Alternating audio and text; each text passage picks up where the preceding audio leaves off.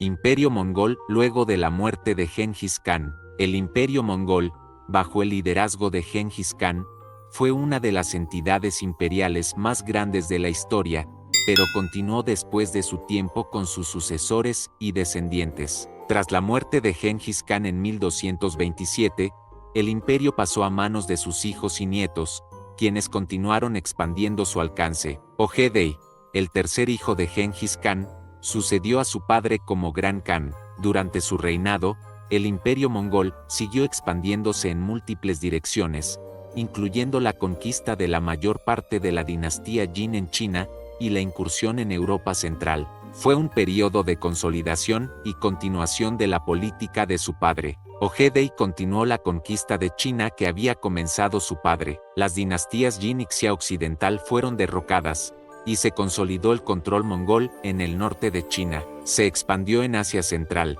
incluyendo la conquista de Joresm, una región que incluía partes de lo que hoy es Uzbekistán, Turkmenistán e Irán. También avanzó en Europa, llegando a Europa Oriental y conquistando territorios que hoy en día forman parte de Ucrania y Rusia. Durante su liderazgo, el imperio continuó creciendo, aunque las tensiones y disputas por la sucesión surgieron al final de su vida. Guyuk Khan, nieto de Genghis Khan, se convirtió en el tercer gran Khan del imperio mongol. Su reinado fue breve y estuvo marcado por conflictos internos y desacuerdos con los generales y la aristocracia. Murió en circunstancias misteriosas. Guyuk Khan continuó la expansión del imperio mongol, llevando a cabo campañas militares en Rusia y Persia. También mantuvo relaciones diplomáticas con estados vecinos, incluyendo la dinastía Song en China. Guyuk Khan murió en 1248, solo 2 años después de ascender al trono. Su muerte se produjo en circunstancias misteriosas,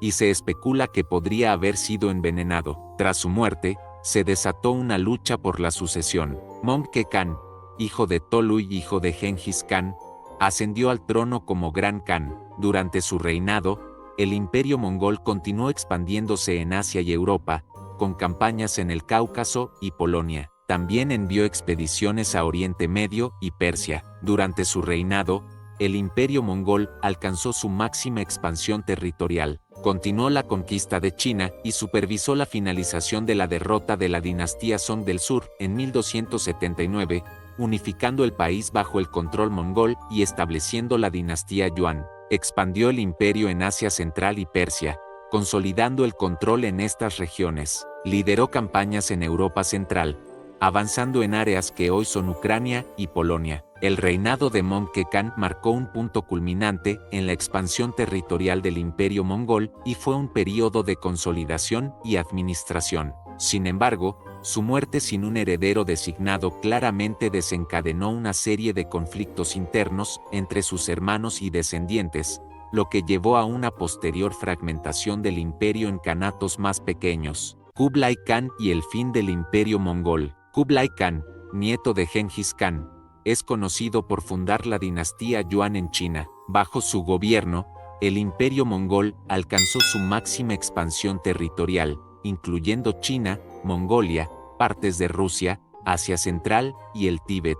Su gobierno en China marcó un periodo de sinización, donde adoptó aspectos de la cultura china. En 1260, después de años de conflictos por la sucesión, Kublai fue reconocido como el Gran Khan en Mongolia. Sin embargo, su gobierno no se limitó a las tradiciones mongolas, ya que su reinado se caracterizó por una mayor adaptación a la cultura china. Uno de los logros más significativos de Kublai Khan fue la fundación de la dinastía Yuan en China. En 1271, se proclamó emperador de China como Sisu, marcando la unificación de China bajo el dominio mongol. Fue el primer gobernante no chino en lograr esta unificación. Kublai Khan estableció su capital en Pekín, hoy conocida como Beijing, y construyó la ciudad prohibida, un icónico complejo imperial. A pesar de su origen mongol, Kublai Khan mostró un profundo respeto por la cultura china, promovió la tolerancia religiosa y permitió la práctica del confucianismo, el taoísmo, el budismo y el islam en su imperio.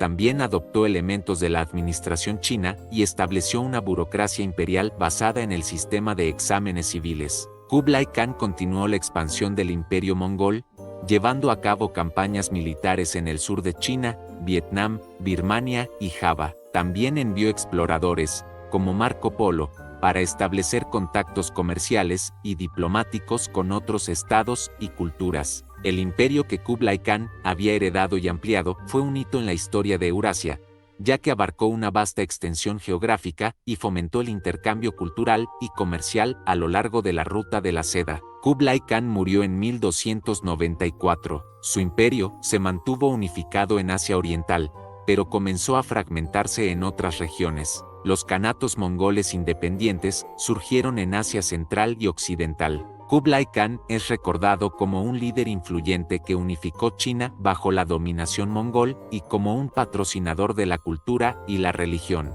Su legado perdura a través de su impacto en la historia de China y en la memoria de los viajeros y exploradores de su época. Después de Kublai Khan, el imperio mongol se dividió en varios kanatos más pequeños, cada uno gobernado por un khan o khan regional. Con el tiempo, estos kanatos se debilitaron y desaparecieron, pero dejaron una huella duradera en la historia de las regiones que habían conquistado. El final del imperio mongol se debió a una serie de factores, tanto internos como externos, que llevaron a su fragmentación y declive. Después de la muerte de Kublai Khan en 1294, las luchas internas por la sucesión se intensificaron. La falta de un sucesor claro y las divisiones dentro de la familia real mongol llevaron a conflictos y rivalidades por el control del imperio. El imperio mongol abarcaba vastas extensiones geográficas, desde Asia Oriental hasta Eurasia Central. La distancia entre las diversas regiones y kanatos dificultaba la comunicación y la administración centralizada. Esto facilitó la autonomía de los líderes locales y la disgregación del imperio. A medida que el tiempo pasaba,